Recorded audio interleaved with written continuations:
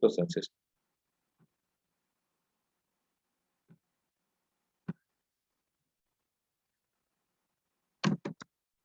Early experiment,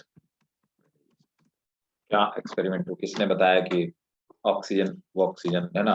कई बार पूछा गया डिफ्लो, वही क्या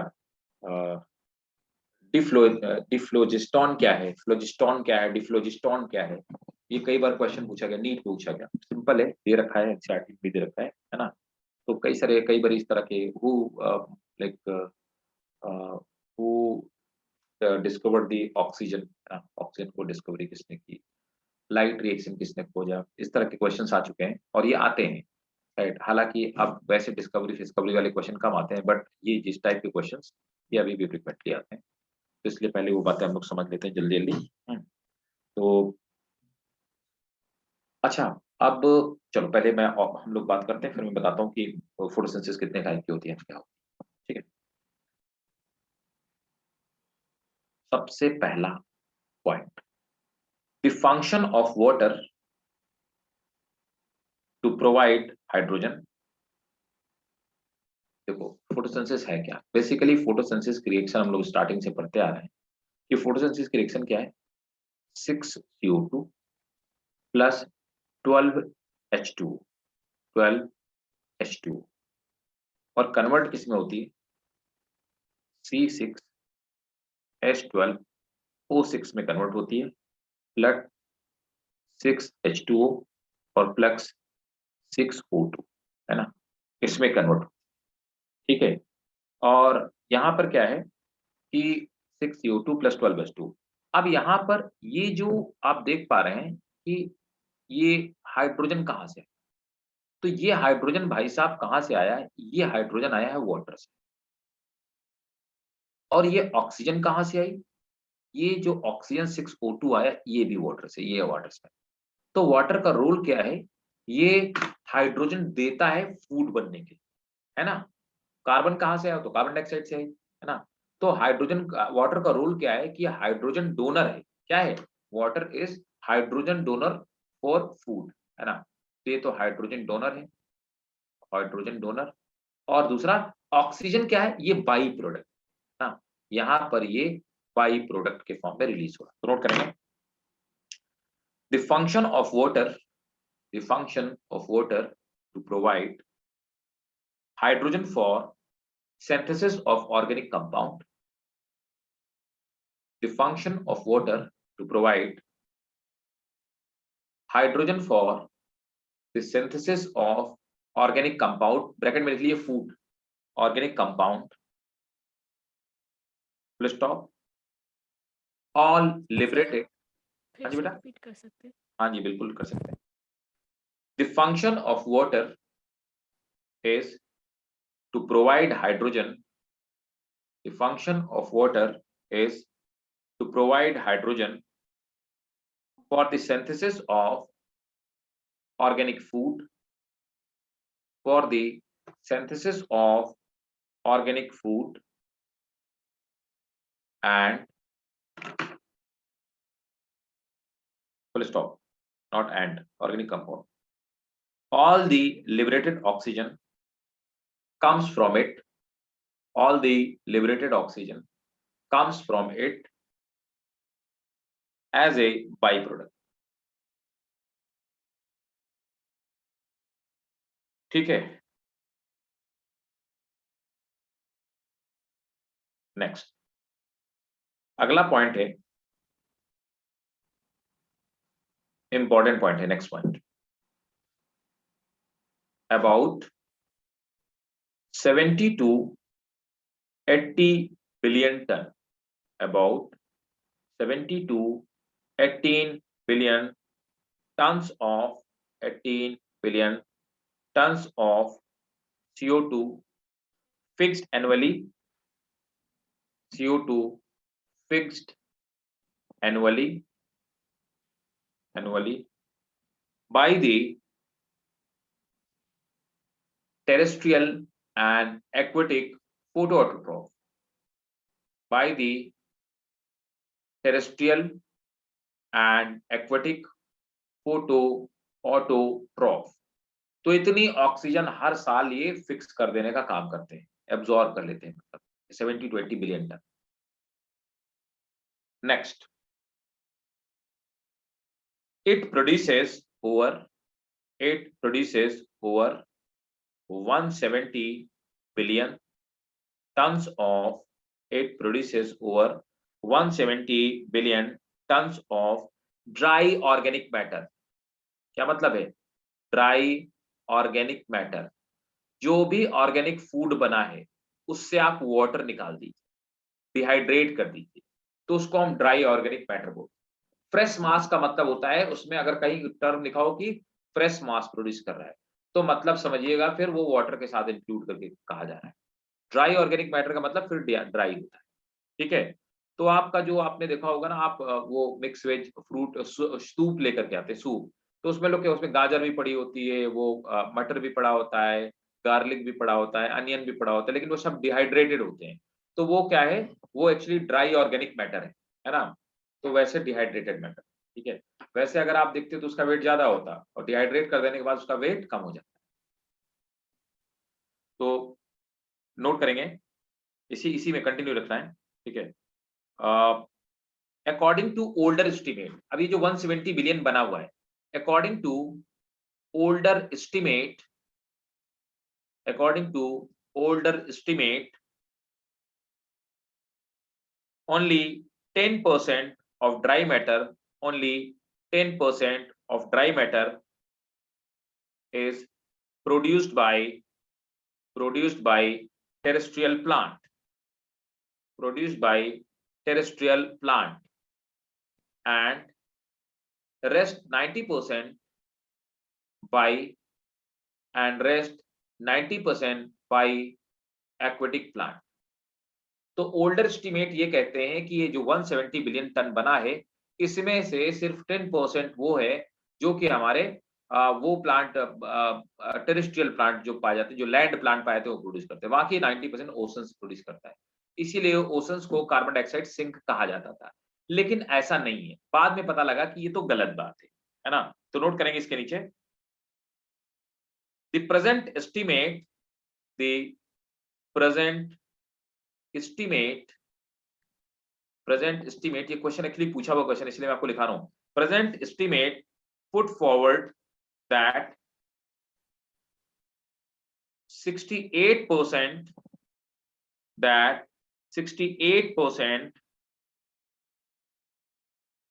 of total 68% of total dry weight is produced by dry weight is produced by land plant।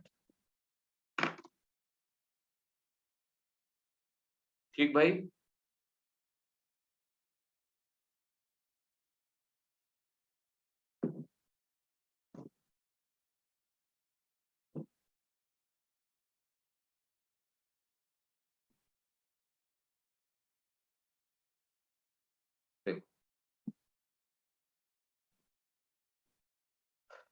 अब आज अगली फैक्चुअल बात देखिए।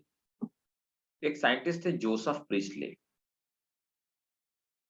Joseph Priestley,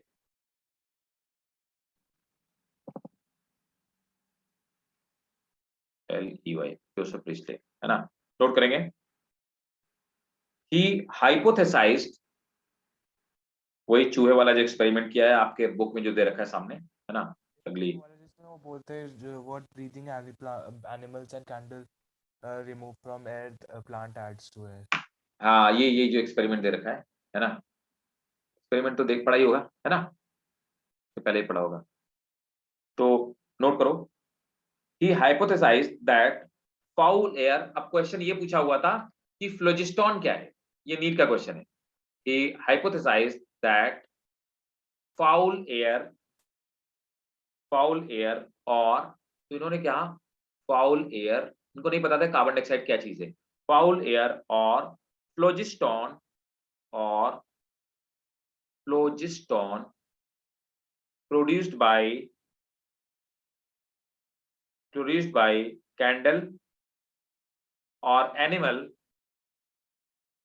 candle or animal could be converted into pure air or dephlogiston by plant। ठीक है, mint का plant इन्होंने use किया था, मिंट प्लांट यूज किया था इस एक्सपेरिमेंट में, माउस और कैंडल। ठीक है, तो ये तो हाइपोथेसिस जो दी थी ये जोसेफ प्रिस्टले ने की। ठीक है, और पीस इसमें लिखना हो तो आप लिख सकते हो, Presley was the person who discovered oxygen. Presley was the person who discovered oxygen. अब अगले साइंटिस्ट आते हैं Lavoisier.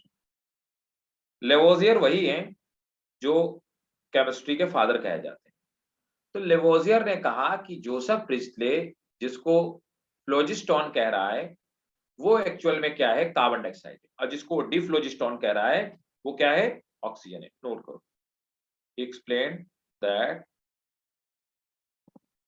फ्लोजिस्टोन is CO2 and deflogiston is O2।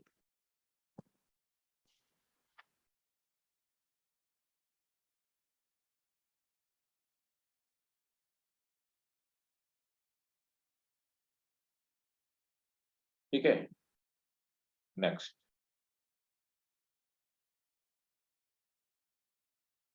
Von Mayar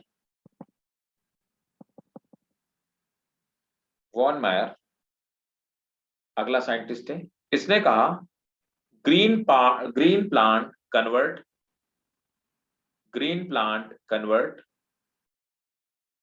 solar energy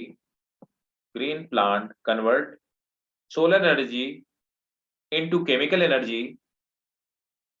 green plant convert solar energy into chemical energy during the process of solar energy into chemical energy during the process of photosynthesis। ठीक है, और अगला है, अगले 3 scientist का भी नाम याद रखना पड़ेगा आपको, र्यूबेन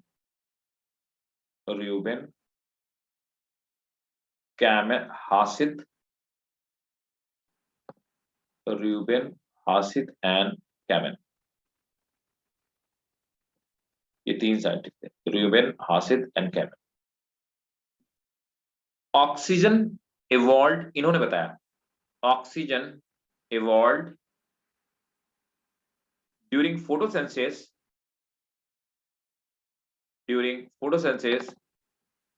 comes from water। Oxygen evolved during photosynthesis comes from water, not from CO2। comes from water, not from CO2। For this, अगला भी पॉइंट इंपॉर्टेंट है, ये भी क्वेश्चन पूछा होगा क्वेश्चन नीट का।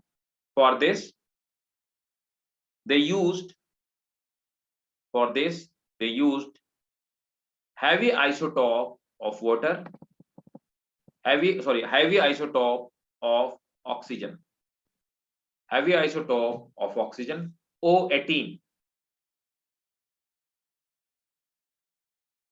ठीक है, अब आगे जाते हैं अगला, हालांकि हम लोग फिर से पढ़ेंगे लेकिन यहां पर हम समझ लेते हैं कि किसका यूज किया था। इसको ट्रेसर टेक्निक कहते हैं, याद है ट्रेसर टेक्निक। जब भी हम कभी किसी भी पाथवे को, किसी प्रोसेस को डिटेक्ट करने के लिए जब भी हम यूज करते हैं किसी भी रेडियो एक्टिव आइसोटॉप का या हैवी आइसोटॉप को, उस टेक्निक को ट्रेसर टेक्निक कहा जाता है। ठीक है, इसकी हेल्प से हम ट्रेस कर पाते हैं, ऑक्सीजन जहां जहां जाएगी हमें पता लगता है। ठीक है, इससे हम पाथवे डिस्कवर कर लेते हैं। ऐसा ही काम किया जा करके किसने, कैल्विन ने। नोट करेंगे, कैल्विन C3 साइकिल इन्हीं की खोज है। Calvin trace the pathway of carbon fixation, trace the pathway of carbon fixation, bracket में लिख लो C3 pathway, carbon fixation C3 pathway, या इसी को कैल्विन साइकिल कहते हैं। अभी हम लोग इसको डिटेल में पढ़ेंगे आगे, है ना, इसी चैप्टर में। Kelvin traced the pathway of carbon fixation by using C14, carbon 14, and given C3 cycle,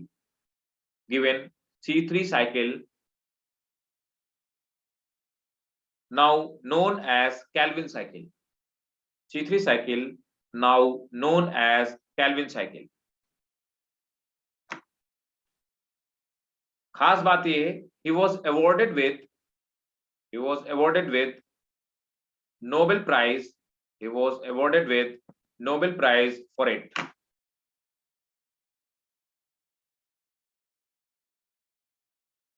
अगला है जेड स्कीम, किसने खोजा था? इलेक्ट्रॉन ट्रांसपोर्ट चेन जिसको हम लोग बोलते हैं, तो नोट करेंगे। हिल एंड बेंडल, दो साइंटिस्ट थे, हिल and Bendal proposed the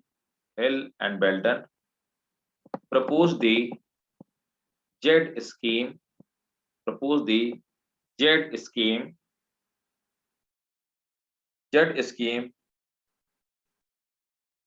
for photosystems. अगला भी इंपॉर्टेंट, ये क्वेश्चन पूछा हुआ क्वेश्चन है। Peter Mitchell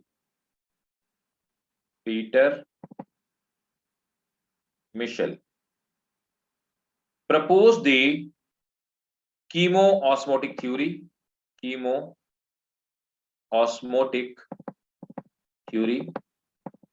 proposed the chemoosmotic theory of ATP synthesis.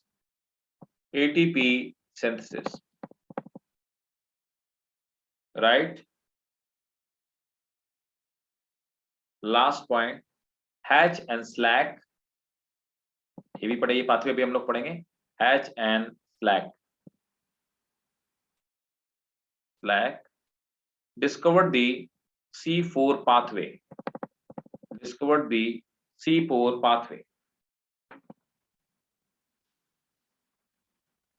ठीक है भाई? अच्छा,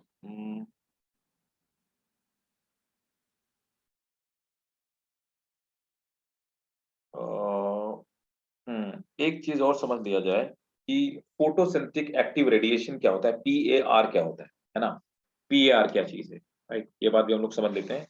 तो एक पॉइंट और लिखो, इंपॉर्टेंट भाई, स्टार बना के लिखो, इससे भी क्वेश्चन पूछा हुआ क्वेश्चन है। Visible light consist of radiation, visible light, ये तो हमको पता ही है, आप सबको पता है, क्लास 10 से पता है। Visible light consist of radiation having wavelength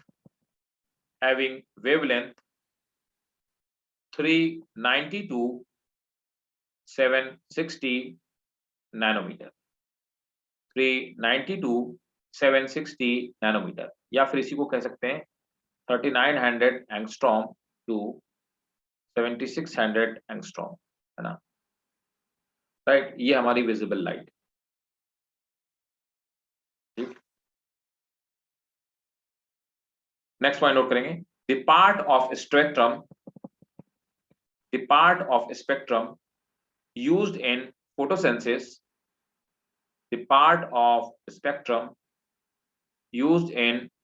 photosynthesis, has a wavelength between 400 to 700 nanometer, बस यही यूज होता है फोटोसिंथेसिस के लिए। The part of a spectrum has wavelength between 400 to 700 nanometer. It is called photosynthetically active radiation, PAR.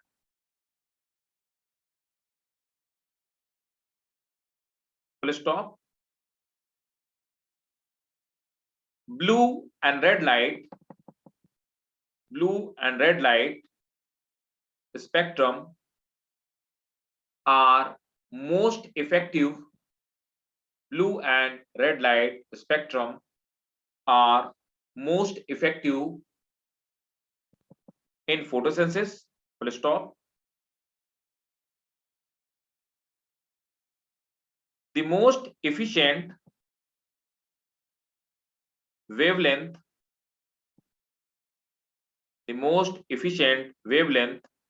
of light effective in photosynthesis are red light. The most efficient wavelength of light effective in photosynthesis are red light, and green light is least effective, ठीक है भाई लोगों, clear to all of you? Yes sir. ठीक है, अब एक बात और समझ ली जाए, हालांकि मैं आपको ये बात मतलब बहुत डिटेल में समझा चुका हूं कि क्लोरोप्लास्ट का स्ट्रक्चर कैसा होता है, ठीक है, फिर भी मैं आपको एक बार फोटोसिंथेसिस के एंगल से थोड़ा सा बताना चाहूंगा, है ना, थोड़ा सा और मैं इस पे लाइट डालता हूं, उसके बाद अपन आगे चलते हैं और आगे बात को हम लोग समझने की कोशिश करते हैं। तो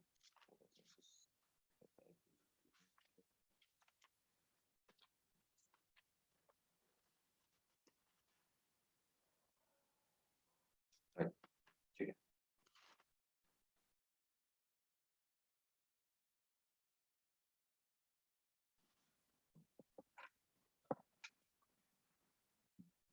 अब स्ट्रक्चर ऑफ क्लोरोप्लास्ट, है ना, तो where does photosynthesis takes place?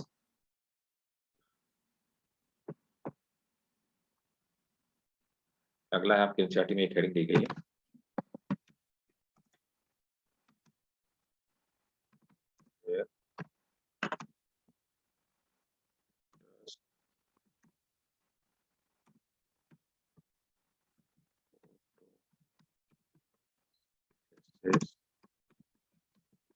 takes place, ठीक है, तो हफ्ते से क्लोरोप्लास्ट, है ना,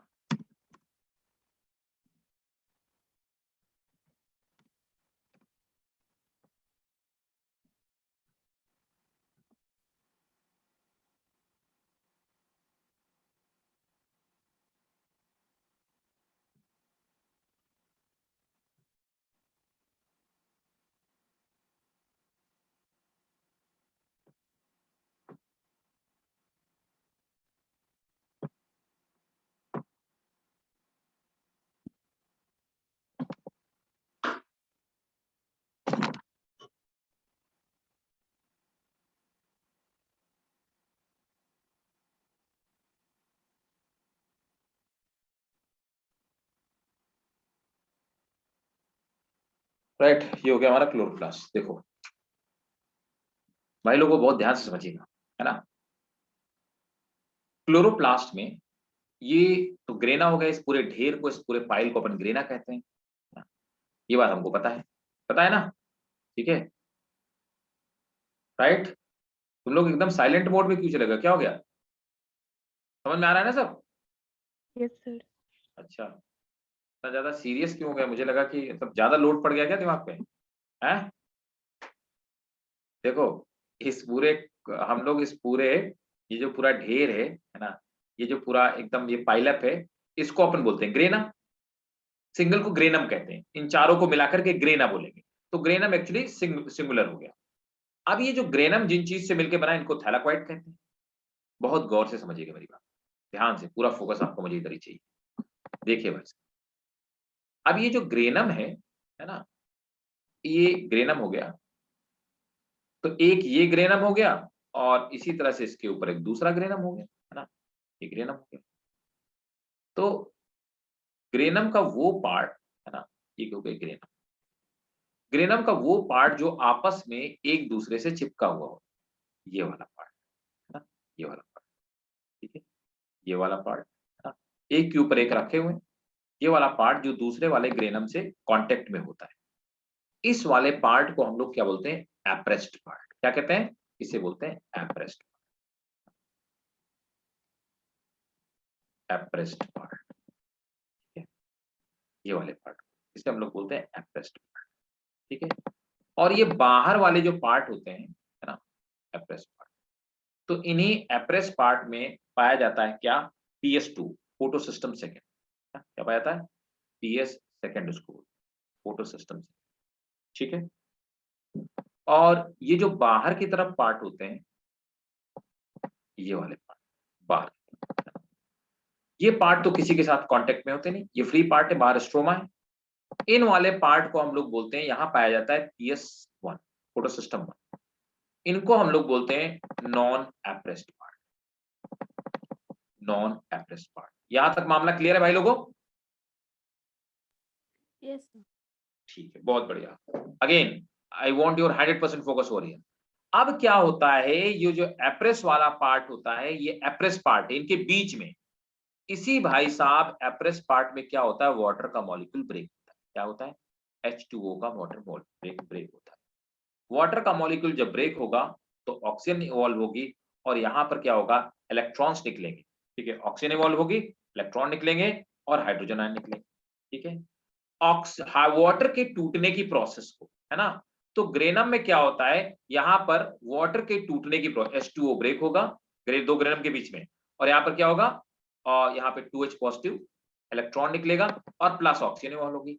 लाइट की प्रेजेंस में इस प्रोसेस को हम लोग क्या बोलते हैं? फोटोलिसिस कहते हैं, फोटोलिसिस ऑफ वाटर। तो वाटर के मॉलिक्यूल को ब्रेक होने की प्रोसेस को फोटोलिसिस ऑफ वाटर बोलते हैं। इसी को, ये लाइट डिपेंडेंट रिएक्शन है, लाइट की वजह से होती है, इसीलिए इसको बोलते हैं लाइट रिएक्शन। क्या मेरी बात 100% आपके दिमाग में चली गई?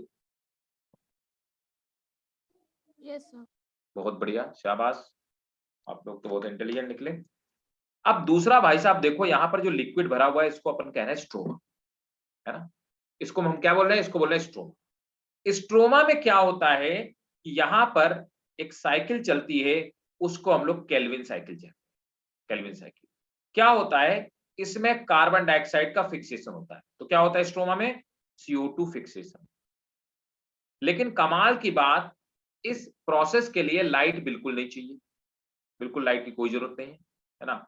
तो यहां पर होता है CO2 फिक्सेशन, राइट। और इस प्रोसेस को लाइट नहीं चाहिए, इसीलिए इसको हम क्या बोलते हैं? Dark reaction. तो फोटोसिंथेसिस दोनों का कॉम्बिनेशन है, लाइट रिएक्शन और डार्क रिएक्शन। लाइट रिएक्शन कहां हो रही है? ग्रेना में, और डार्क रिएक्शन कहां हो रही है? स्ट्रोमा में हो रही है। लाइट रिएक्शन क्या होता है? फोटोलिसिस ऑफ वाटर, लाइट की प्रेजेंस में वाटर के मॉलिक्यूल का टूट जाना, ब्रेक हो जाना। और डार्क रिएक्शन क्या है? दैट इज कार्बन डाइऑक्साइड का फिक्स होना, कार्बन डाइऑक्साइड का फिक्स हो जाना और फूड का बनना, राइट। और इन दोनों को हम मिलाकर के, लाइट और डार्क रिएक्शन को मिलाकर क्या बोलते हैं? Photosynthesis. Is it clear? 100% clear और नॉट? अगर नहीं क्लियर हो पूछिए, ये बात समझना बहुत जरूरी है, बाकी तो कोई दिक्कत वाली बात। आप इसका स्क्रीनशॉट ले लो, और मैं आपसे उम्मीद करता हूं कि आप इस डायग्राम को ड्रॉ करोगे प्रॉपर, है ना। ऐसे फोटो क्लिक करके नहीं रखोगे, आप इसको ड्रॉ करोगे। अगर आप ड्रॉ करोगे, डेफिनेटली आपको कॉन्सेप्ट आपका बिल्कुल क्लियर हो जाएगा। I want your 100% conceptual clarity. ठीक है, क्लियर है भाई लोगों? Yes, sir. ठीक है, अब अगली क्लास में मैं आपको फोटो सिस्टम पढ़ाऊंगा, और ऑक्सीजनिक एनऑक्सीजनिक फोटोसिंथेसिस क्या होती है वो बनाऊंगा, टाइप्स ऑफ फोटोसिंथेसिस बताऊंगा, और फोटोलिसिस ऑफ वाटर। अभी तक जो हमने पढ़ा एक बार रिवाइज करो, अगर कहीं पे कोई डाउट हो तो पूछिए। नेक्स्ट क्लास में हम लोग फोटोसिंथेसिस ओवर कर देंगे, है ना। मतलब कब? नेक्स्ट अपनी क्लास थर्सडे को फोटोसिंथेसिस ओवर हो जाएगी। उसके अगले ट्यूसडे को, उसका अगला ट्यूसडे है 14th को होगा। 14th को मैं आपका रेस्पिरेशन कंप्लीट कर दूंगा, और एक एक्स्ट्रा क्लास लेकर के प्लांट ग्रोथ रेगुलेटर, वो उसमें कुछ ज्यादा जान नहीं है। उसमें मेन चीज क्या है, वो ऑक्सिन, जिबरलिन, साइटोकाइनिन, उन हार्मोन्स के फंक्शन आपको समझाने हैं। वो तो मैं आपको समझा सकता हूँ आधे घंटे में, वो कोई बहुत बड़ी बात नहीं है। तो आप ये मान के चलिए, आपको 15 से पहले मैं आपका सिलेबस कंप्लीट, ठीक है। और कोई डाउट हो, कोई क्वेश्चन हो, पूछिए। Hiba, Yes, sir. कोई दिक्कत बेटा? No, sir. ठीक है। Ayesha, No, sir. Matthew, no doubt sir. No doubt, ठीक है। तो चलो फिर आप इसको रिवाइज कर लीजिएगा, फोटोसिंथेसिस करते हैं नेक्स्ट क्लास में, ठीक है। Okay sir. वेलकम, चलो bye bye, take care, okay sir. Thank you, sir. Welcome welcome, bye.